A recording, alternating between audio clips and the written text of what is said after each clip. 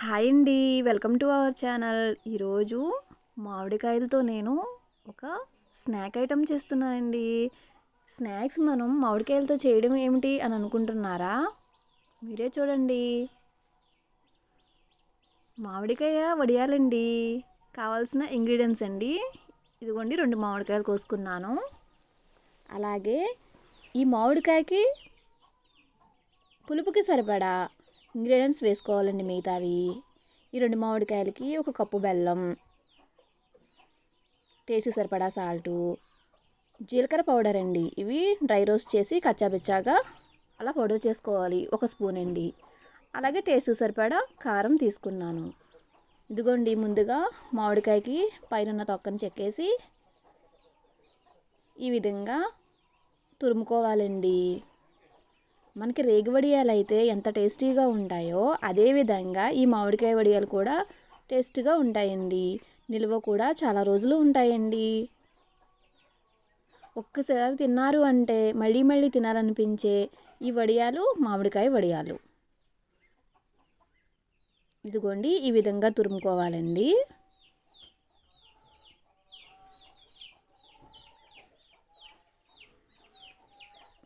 ఈ విధంగా తురుముకున్న దాంట్లో బెల్లం వేసుకుందామండి.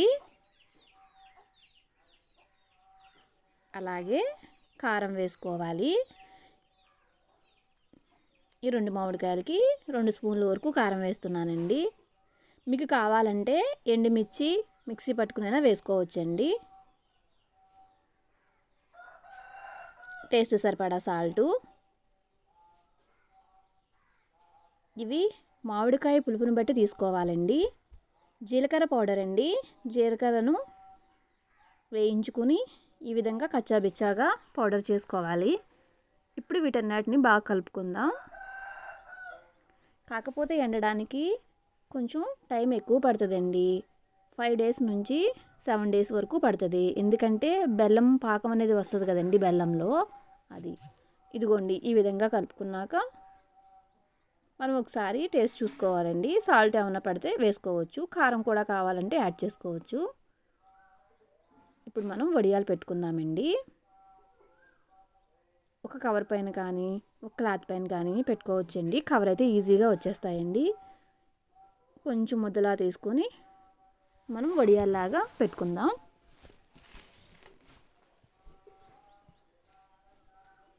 కానీ టేస్ట్ మాత్రం చాలా చాలా బాగుంటాయండి.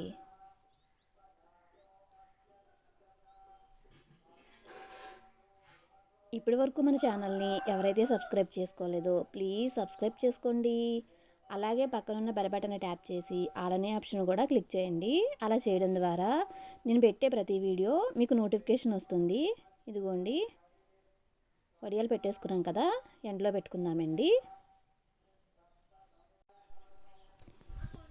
ఎండ బాగా ఉంటే కనుక ఒక రోజుకి వడియాలు మనం తీసుకుని ఇంకో సైడ్ పెట్టుకోవచ్చండి. లేకపోతే కవర్ నుండి మనకి సపరేట్ అవ్వదండి వడియాలు. ఎండ బాగానే ఉందండి. ఇదిగోండి, సెకండ్ డే మనం ఇలాగా వడియాల్ని తీసుకోవాలండి. కొంచెం పాకంగా ఉంటాయండి ఆరే వరకు. ఎండకి బెల్లం కరుగుతుంది కదండి.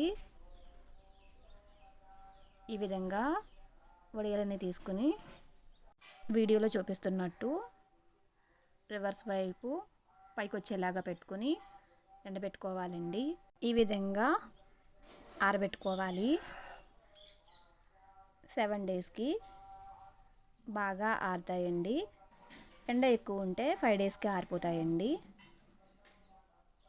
చూసారు కదండి ఎంత కలర్ఫుల్గా ఉన్నాయో. మనం కలర్ అనేది ఏమీ యాడ్ చేయకపోయినా కారంలో ఉన్న కలరు మనకి ఈ విధంగా కనిపిస్తుంది. ఇదిగోండి, వడియాలు ఆరిపోయాయి. ఎంతో టేస్టీగా ఉండే మామిడికాయ వడియాలు రెడీ అయ్యాయండి.